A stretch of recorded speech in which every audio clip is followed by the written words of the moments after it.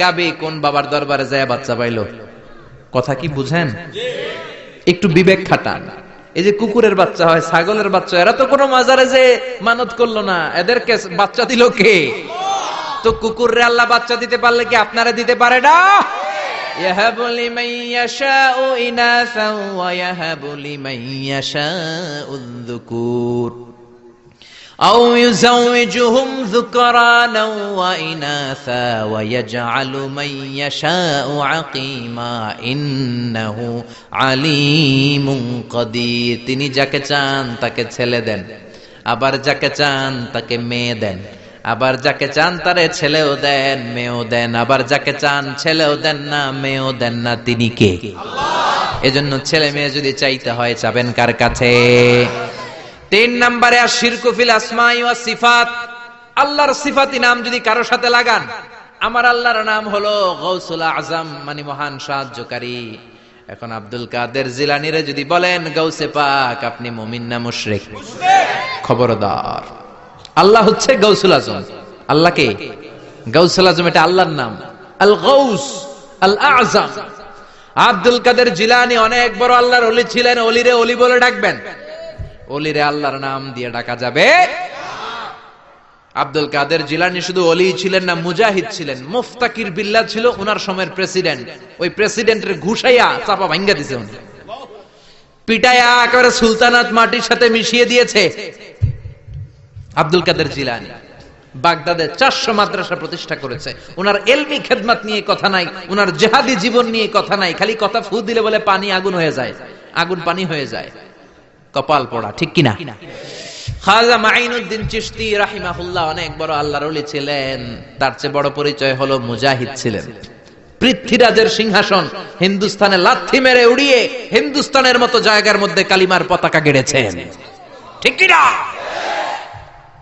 এই ওয়াজগুলো করে না, শুধু বলে ফু দিয়া এটা করছে, যায় নামাজ বিছাইয়া সাগর পার হইছে, খালি এই ওয়াজ করে। এরা এক একজন মুজাহিদ ছিলেন, এরা এক একজন স্ট্রাগল করেছেন, অন্যায়ের বিরুদ্ধে জিহাদ করেছেন। চিল্লায় বলেন ঠিক কিনা? এজন্য খবরদার, আল্লাহর নামের সাথে আল্লাহর মতো করে কাউরে ডাকা যাবে না, কোন ধরনের শিরক করা যাবে না। এটা গেল শিরকে আকবার। এবার আসেন শিরকে আসগর। শিরকে আসগর হচ্ছে ছোট শিরক। কি শিরক? কথা বলেন। এটা করলে আপনি সাথে সাথে মুশরিক হবেন না, কিন্তু কবিরা গুনাহ হবে। আপনাকে তওবা করে ক্ষমা চাইতে হবে। চিল্লায় বলেন ঠিক কিনা? ছোট শিরকের মধ্যে 1 নাম্বার হলো রিয়া, সব লোক দেখানো। নামাজ পড়তে হবে একজনের জন্য, তিনি কে?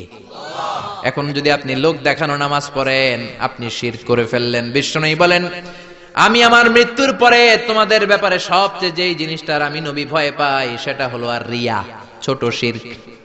মানুষ লোক দেখানোর জন্য কাজ করে। হজ করেছে, নামের আগে হাজি না লেখলে উনি সাইতে ওড়ে, আছে না নাই? তো আপনি হজ করছেন কি আলহাজ লাগানোর জন্য? তো আপনি তো নামাজও পড়েন, নামের আগে মুসল্লি লাগান না কেন? আপনার নাম হবে আল মুসল্লি, আস-সাইম, আল মুজাক্কি, আলহাজ কুতুবউদ্দিন। কারণ আপনি নামাজ পড়েন, আপনি যাকাত দেন, আপনি রোজা রাখেন। শুধু হজটা লাগান কেন? কপাল পোড়া। হজ করেছেন আল্লাহর জন্য, খবরদার কোনোদিন নামের আগে আলহাজ লাগাবেন না। লাগাবেন? হজ করেছেন কারে দেখাইতে? কার খুশির জন্য? তো আপনি যে হজ করছেন, আপনি যে নামাজ পড়েন, আপনি যে তাহাজ্জুদে উঠে কাঁদেন, এটা নামের আগে লাগান কেন? আমলগুলো বাতিল হয়ে যাবে। রিয়া সব শেষ করে দেয়। জাহান্নামের অতল গহ্বরে একটা জায়গা আছে, ওই জায়গাটার আগুনের এত তেজ, খোদ জাহান্নাম ওই জায়গা থেকে 70 বার দিনে পানা চায়। সাহাবারা বললেন, ওই জায়গায় কারা যাবে? বিশ্বনবী বললেন, যারা লোক দেখানো আমল করবে তারা যাবে। এজন্য রিয়া করা যাবে? কয়টা বলবো? শিরকুল আসগার অনেক। তারপরে আছে আল হালাফ বিগাইরি ইসমিল্লাহ, আল্লাহ ছাড়া অন্য কারো নামে কিরা কাটা। আমাদের দেশে এগুলো আছে না নাই? কয় মাথার কসম, টুপির কসম, বিদ্যার কসম, মায়ের দুধের কসম, মসজিদের কসম, কোরআনের কসম, কোনো কিছুর নামে কসম কাটা যাবে না একজনের নাম ছাড়া। তিনি কে? মান কানা হালিফান বিল্লাহ লা মুহালাতা, যদি আপনার কসম কাটতেই হয় কোন কাজে একজনের নামে কাটবেন, তিনি কে? আপনি বলবেন আল্লাহর কসম। আবার বারবার যারা কসম কাটে তাদের মধ্যে নেফাকি আছে। বারবার নয়, কোন একটা বিষয়কে এমফাসাইজ করার জন্য, গুরুত্ব বোঝানোর জন্য অনেক সময় কসম কাটা লাগে না? বিচারে সালিশে অনেক বিষয়ে কসম কাটা লাগে তাকিদ দেওয়ার জন্য। তখন আপনি কসম কাটবেন একজনের নামে, তিনি কে? আল্লাহর নামে আপনি কসম কাটবেন। আল্লাহর নাম ছাড়া কারো নামে কসম কাটা যাবে